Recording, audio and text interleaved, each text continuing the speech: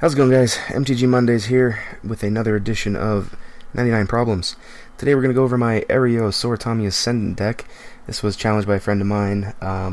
He wanted me to make this deck a while ago, and I just found my copy of Erayo, so I figured I'd give it a go. I've been playing it for a little bit. I love the deck.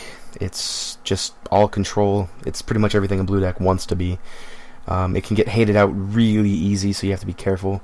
Kind of stay under the radar when you play it. But anyways, Erayo Soratami Ascendant is the general. She is 1 and a blue for a flying 1/1 legendary Moonfolk monk.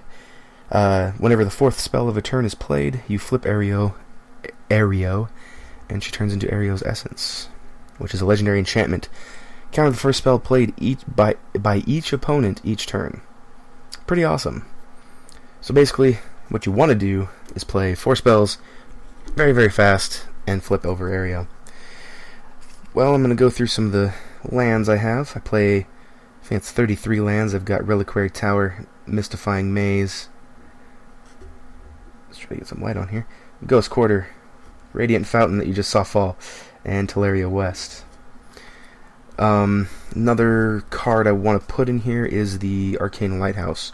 It's currently in another deck right now, so we'll have to go with these. Then I have a slew of basics, 28 basic islands just sitting here, bunch of blue. Next up, we have the instants I guess I can go over. So this deck wants to play a lot of instants, it wants to play a lot of spells. Basically all you want to do is you want to flip over Erayo as fast as you can, and we can do that with stuff like Boomerang, Snap, Echoing Truth, Snapback, just to name a few. These things are really nice because I'm able to return stuff to people's hands, and when Erayo is flipped over, they have to make the incredibly hard decision of which spell they want to play that gets countered. So I make them make the call, which is really nice. I have one more expensive one, and that is Evacuation. I don't play with Devastation Tide because it returns all non-land permanents. Once I have Erayo online, I really don't want to return it to my hand and have to flip it back over again, so I'm able to return creatures and be okay with that, and again make them make the decisions to see which things should be countered. Next I have stuff like Trickbind, Spell Siphon, Negate, Thassa's Rebuff, Memory Lapse, Flusterstorm, Spell Pierce, Disrupt, Pact of Negation, Disrupting Shoal, Turnabout, and High Tide. I do play a High Tide combo in here kind of to make infinite mana, so that's pretty nice. Stroke of Genius for when I make that infinite mana. Dig Through Time, because I love this card. Peer Through the Depths. Reality Shift, another card I've fallen in love with from Fate Reforged, so that's pretty awesome. Rewind, and Mindbreak Trap in order to counter those uncounterable cards, those pesky uncounterable cards. So some of the combos I have in the deck are actually creature based, along with having stuff like High Tide. The first one is anyways. I have Cloud of Fairies and Deadeye Navigator. Being able to pair these two, soulbound these two together, pay 2 to blink the Cloud of Fairies. When she comes back, you untap 2 lands. With High Tide, you tap 2 lands, add 4, use 2 of it to blink her. You net 2 mana each time, so you get infinite mana from that. Next up, we have the Vezavim Shapeshifter and Brine Elemental combo. This is also called the Pickles Lock because I don't know why, Brine, I guess. Anyways, what you want to do with this is either have Brine Elemental face up or face down, doesn't matter. Then if you have him face down, you have to flip him first. So you want to put Vezavim Shapeshifter face down, flip him face up for his 1 and a blue. Copy the Brine Elemental. He gets the when Brine Elemental is turned face up, each opponent skips their next untap step, and at the beginning of your turn you're able to flip Vezavim Shapeshifter face down, so you can keep doing it every turn for 1 and a blue. Next up we have the sub-theme of the deck, which is Wizards. I know the last 2 I just showed you weren't Wizards, but hey, I'm going to play with a couple of good cards. So we've got stuff like Patron Wizard, gives your wizards 4 spike. Willbender, being able to change the target of the spell is amazing. Supreme Inquisitor, I love this card, being able to go through people's deck and take out their win conditions 5 at a time is pretty darn good. Uyo the Silent Prophet, get to copy some stuff. Barin Master Wizard, he's really cool. I can pay 2 colorless, sack a permanent, return target creature to its owner's hand, so I can either hold their stuff off and make them, again, have to make the choice of replaying it into Erayo, or I can do the Brine Elemental lock with just himself if I have enough mana. And I make enough stuff, basically, to keep sacrificing a creature each turn, or a land or something. Riptide Director, being able to draw a card for each wizard I control is pretty darn good. Aether Adept, again, return stuff to people's hands. I can also return my own things, which is nice. Melody Charlatan, copying spells again. Echo Mage, copying spells. Kaho, Minimo Historian. Playing him is pretty awesome. You play him, you tutor 3 things, put them under him, and you can play them one at a time by paying X and tapping him. If he survives, usually he gets pretty degenerate. I can use the first thing, which is most often, if I have enough mana, usually Dig Through Time. And yeah, after that you can end up bouncing him to go tutor 3 more. Well Mage Mentor, I counter a lot of stuff in this deck, as you've already seen, so being able to put little 1/1 tokens in each time I counter something, and then after I have 7 of them, or 6 of them, I'm able to just counter something else, so he's pretty awesome. Void Mage Husher, countering activated and targeted, activated abilities, wow. Glenelendra Archmage, another good counter creature.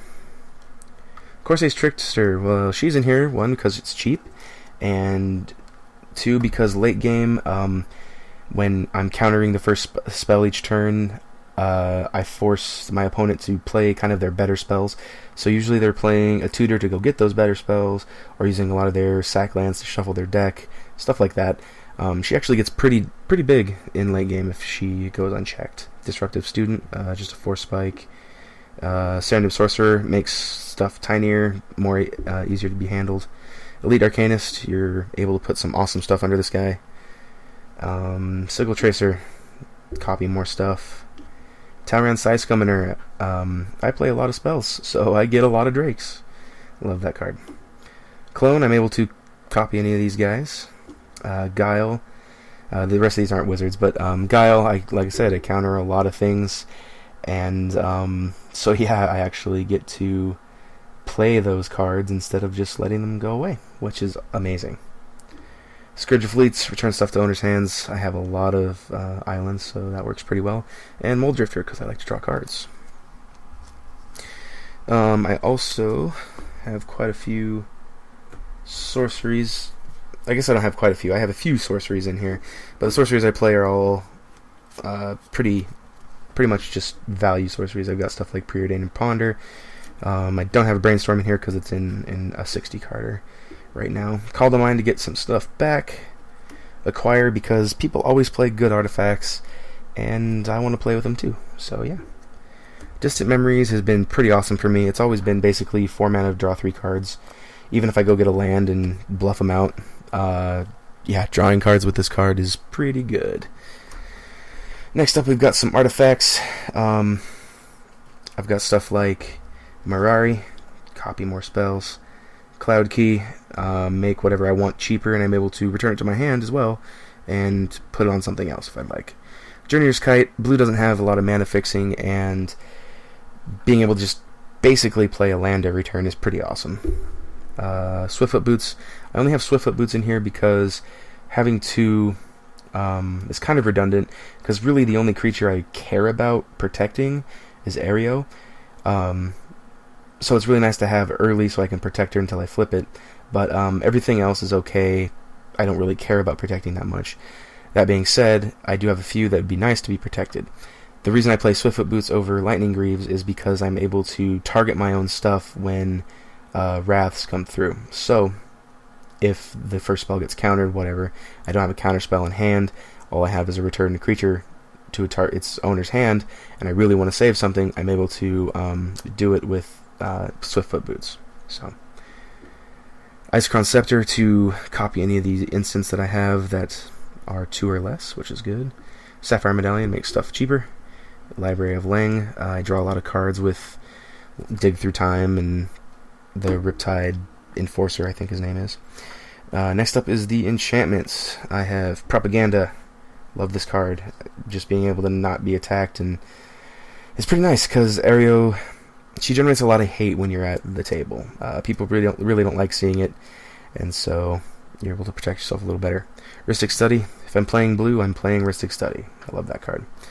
Next is the easiest combo to get out in the deck. Basically, it's a one-card combo comboed with your flipped commander, and that is Arcane Laboratory. Each player can only play one spell a turn. Erayo counters the first spell per turn for your opponents.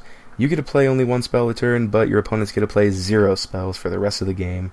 It's kind of an instant win. Yeah, people hate this card in my play group, and usually try to take it out of my deck with stuff. And the last card we have is Arcane Melee. Making all my stuff cheaper is pretty good, and I really don't care if the other people's stuff is cheaper, because I'm just countering stuff all day. Well, but guys, that is the deck, basically. Of course, there's a lot of stuff I'd like to add. Like I said, Arcane Lighthouse. I'd like to put Brainstorm back in. There's a few things I'd like to put in, but right now it works really, really well. I like the Wizard sub-theme because you kind of take a little bit of heat off yourself from playing just busted sorceries and stuff by playing the Wizards. But other than that, tell me what you guys think about the deck in the comments below. Leave me a suggestion for next time's episode. I'm always open to suggestions. You can also find a link to the tapped out version of this deck. I'm going to put it on tapped out so you guys can check out the full deck list without hearing me ramble through it. And thanks very much for watching. I'll see you next time.